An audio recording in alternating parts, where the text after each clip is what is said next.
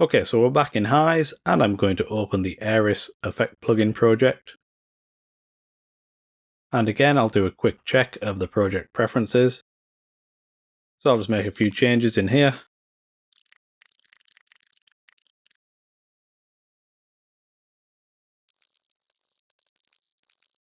Okay, so that's the project preferences set up correctly. I'm going to remove the waveform generator we added for testing. We could leave it in there, but it's a bit cleaner if we just take it out. And we'll resave the project XML. So one thing we can do to improve the performance of our Scriptnode networks is we can compile the networks themselves separately to compiling the plugin. Now you can't do this with all networks, and usually there'll be like a big red banner if you're not able to do it, but if you can do it, I advise doing it. And you have to compile the network separately on each operating system. So the first thing we're going to do is select the outer node, and we're going to click this button here to open the node properties, and just make sure allow compilation is enabled. We should also enable this has tail property, and it is enabled by default here. So what has tail does is it lets HISE know that the effect might produce a signal when the input is silent, for example with a reverb or a delay type of effect, where the sound continues even after the input has stopped. So that's perfect for our plugin, which does feature a reverb.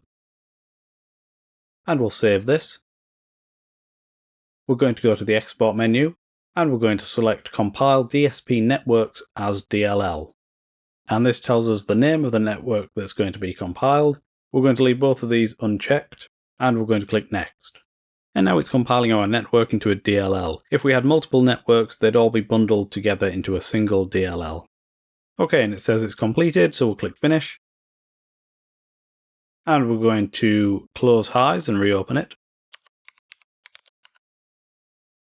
And I'm going to reopen our project. So now that we've compiled the effects, we can actually replace this script effect here with what's called a hard-coded effect. So I'm going to place it before the analyzer, so I'll right click on the analyzer, and I'm going to select this one, hard-coded master effects. And if we click on this, we get this drop down, and we can select our compiled networks. In this case we only have the one, so we can select that. And we can see the controls we added in the network are now available in this little interface here.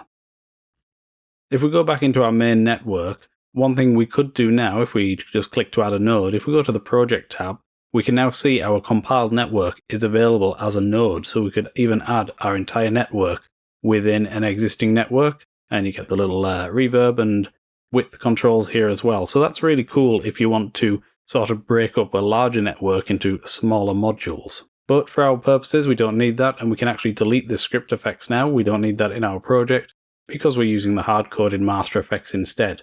Of course, if you wanted to make changes to your network in the future, you would need to re-add it as a script effect and load the network. And then you could make your changes, save it, recompile it, and reload it into the hard-coded master effect. So all we have to do now is connect the controls in our front interface to the controls in the hard-coded master effect, because currently they're still referencing the script effect that we just deleted. So we'll come over here to the processor ID, and we'll just select the blank entry at the top to clear it out. And then we'll click on it again and select the hard-coded master effects, and set this one to width. And then we'll do the same thing for the reverb. And let's just check that they're connected up.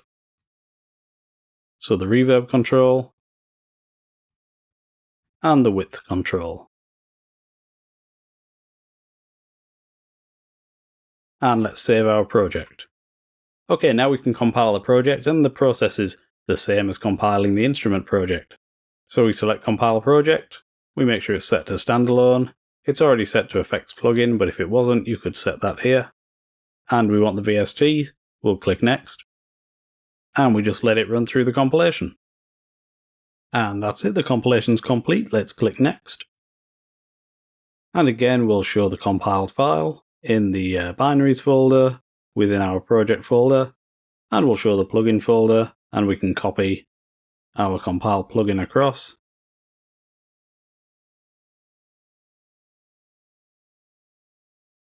Okay, that's it for this video. Head on to the next one, I'll see you there.